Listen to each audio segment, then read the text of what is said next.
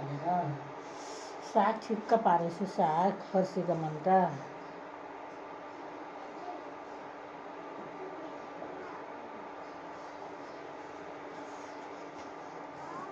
केलाएर ठिक्क पारेछु। धोएर चुटुक्क भुट्नु पर्यो। मिठो होला नि, मिठो बनाएको। कति राम्रो दही भएछ। आज दही र भात खाने होला। साग भात दही।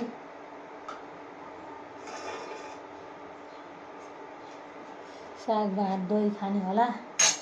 मेरो दही जमाएको थिएँ कि दही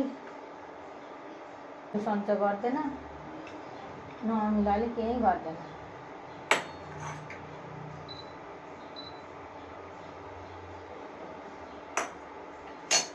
खुर्सानी पनि राख्नु पर्छ।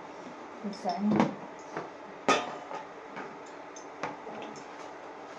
फुरन राख्नु पर्यो।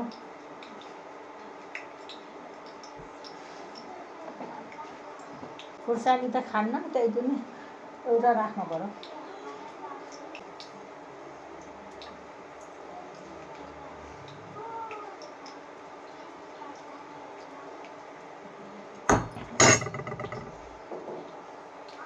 सबैभन्दा सजिलो पकाउनु साग।